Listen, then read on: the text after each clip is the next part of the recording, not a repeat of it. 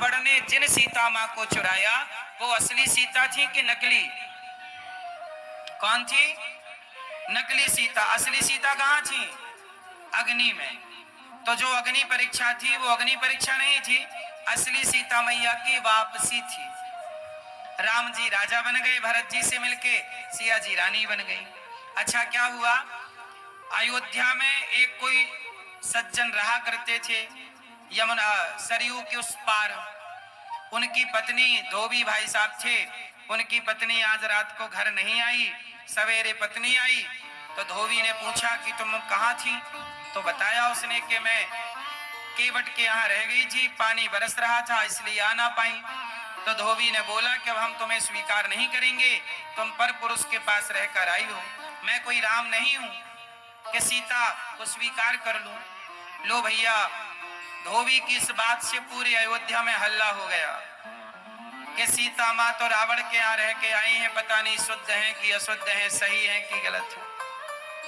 अच्छा बताओ, सीता माँ को वनवास किसने भेजा? गर्भावस्था में किसने भेजा? मैया सीता माँ को वनवास किसने भेजा? किसने? रावण ने।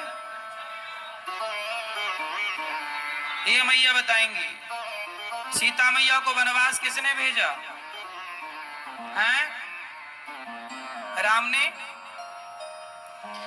माता सीता को वनवास राम ने नहीं भेजा, सीता मां को वनवास भेजा प्रजा ने।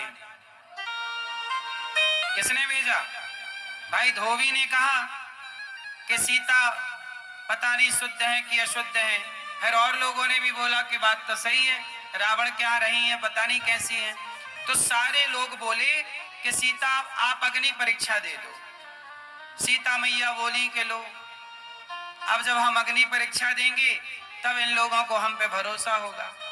तो जिस प्रजा को हम पर भरोसा ही नहीं, सीता मैया बोली ऐसी प्रजा के साथ मैं कैसे रहूंगा?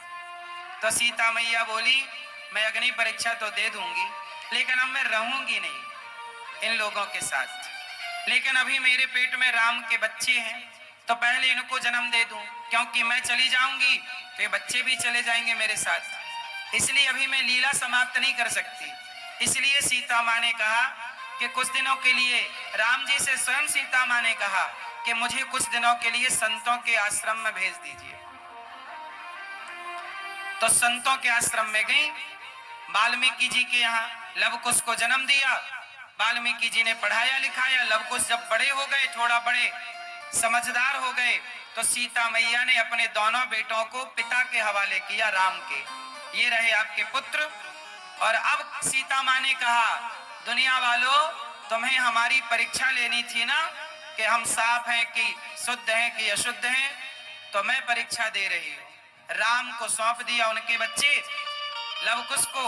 और फिर सीता माँ ने कहा हे पृथ्वी माता, यदि मैं पवित्र हूँ, यदि मैं अग्नि की तरह, गंगा की तरह निर्मल और पवित्र हूँ, मैंने राम के सिवा स्वप्न में किसी पुरुष का चिंतन और स्पर्श ना किया, तो हे माता, धरती माता, आप मुझे अपनी गोद में स्थान दे दो।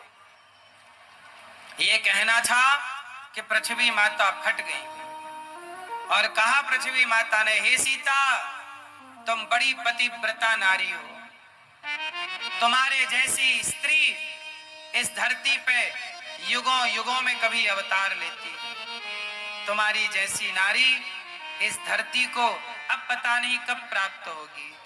हे देवी सीता, आओ, तुम हमारी गोद में आओ बेटी। ये दुनिया के लोग तुम्हें ना जान पाए, ना समझ पाए, तुम्हारे ऊपर भी इन लोगों ने उंगलियां खड़ी कर दी। तुम गंगा की तरह पवित्र हो, तुम्हें रावण चुरा कर ले गया था, वो रावण ने जबरदस्ती चुराया, तुमने अपने मन से केवल राम को ही पति माना है, किसी और का तुमने अपने मन से स्पर्श भी नहीं किया। कह करके चली गई माता सीता। दुनिया वालों को प्रमाण चाहिए था, प्रमाण मिल गया। अब लोग कहें सीता मैया माफ कर दो, माँ क्षमा कर दो, हमसे बड़ी गलती हो गई, आप पवित्र हैं। अब क्या होगा? ठीक है, आपको माफ किया, लेकिन अब ऐसी समाज में क्या रहे जिसे विश्वास ही ना हो। इसलिए सीता माँ ने सोचा कि मैं ऐसे लोगों के बीच में क्या रहूं, इसलिए सीता माँ चली गई। सीता माँ के वनवास जाने का कारण राम नहीं है, राम को सीता माता पर संदेह नहीं था।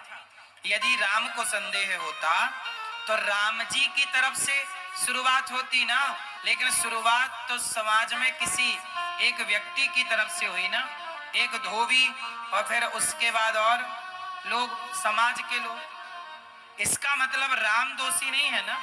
राम को संदेह होता सीता मां पर तो राम उसी दिन वनवास भेज देते जब रावण के घर से आई थी, रावण के यहां से आई थी। इसका मतलब राम जी को कोई संदेह सीता माता पर।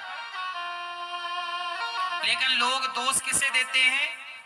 राम को, कि राम जी ने अपनी पत्नी को अच्छा चलो, प्रजा ने बोला, धोबी ने बोला, तो क्या किसी के बोलने से अपनी पत्नी को वनवास भेज देना सही है? क्या राम ने सही किया? तो सुनो, ऐसा है ना कि राम राजा है और राजा का धर्म है प्रजा की बात सुनना। जो पति की, राम जी यदि सीता की बात सुनते, प्रजा की बात ना सुनते, तो लोग क्या आरोप लगाते कि आप तो परिवार की सुनते हो, प्रजा की सुनते ही नहीं हो। जबकि राम केवल पति होते तो किसी के कहने से अपनी पत्नी को वनवास ना भेजते। पर राम जी केवल पति नहीं है, राम जी उस समय राजा है और राजा का धर्म है कि वो अपने परिवार से ज्यादा अपनी प्रजा की बात सुने। और राम जी ने प्रजा की बात सुनी, भले वो बात गलत थी। अब गलत थी, प्रजा का आरोप सीता पर गलत था, पर गलत था तो क्या करते? अब प्रजा का आरोप ही गलत है, राम जी को मानना पड़ेगा। वो तो समय के साथ समझ में आएगा कि वो आरोप गलत था, और बाद में समझ में आया कि गलत था। यदि राम जी बोलते कि नहीं सीता सही है, तो लोग क्या बोलते कि आप तो अपनी पत्नी का पक्ष ले रहे हो, आप तो अपनी पत्नी का पक्ष ले रहे हो। लेकिन एक समय आया तो सब समझ गए कि सीता मां सही है। तो उस समय का इंतजार करना था, इसलिए वो समय का इंतजार करना था, इसलिए सीता मां को वनवास जाना पड़ा। और एक बात और बताऊं, त्रेता युग में महलों से निकलकर सीता मां कहां गई? संत के आश्रम में।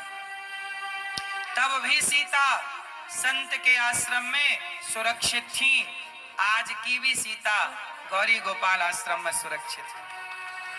तब प्रजा ने निकाला था, आज बेटों ने निकाला। बदला कुछ ज्यादा नहीं है। तब भी संतों के यहां सीता रहा करती थी। बोलो हाँ कि ना? सीता मैया कहां थी? वाल्मीकि जी के आश्रम में। संतों के द्वार समाज के लिए तब भी खुले थे और संतों के द्वार समाज के लिए आज भी खुले हैं। तब भी संतों के यहां ही नारियों का, स्त्री का कुछ समय बीतता था संतों की सेवा में। आज भी देखो माओ का गौरी गोपाल में बुढ़ापा बीत रहा है। इसलिए मेरी मां संत सदा से समाज के हित में काम करते रहे। संतों ने सदा आश्रम बनाए, किसके लिए बनाए? संतों ने आश्रम किसके लिए बनाए? संतों के आश्रमों में क्या होता है? देखो आज गौरी गोपाल आश्रम में गुरुकुल चल रहा है, 150 बच्चे पढ़ रहे हैं। आश्रमों में क्या होता है? गुरुकुल चलते हैं। गुरुकुल में जो शिक्षा आपको स्कूल में नहीं पढ़ाई जाती, अब स्कूल में गीता नहीं पढ़ाई जाती, रामायण नहीं पढ़ाई जाती, वेद नहीं पढ़ाए जाते, तो बताओ जब नहीं पढ़ाए जाएंगे तो ये सब चीजें लुप्त हो जाएंगी कि नहीं? ढूंढने से भी नहीं मिलेंगी। तो इन्हें सुरक्षित रखने के लिए हम सनातनियों को क्या बनाना पड़ेगा? गुरुकुल। स्कूलों में गीता सुरक्षित नहीं है, गुरुकुलों में गीता सुरक्षित है। इसलिए आज की जरूरत है कि हम गुरुकुल बनाएं।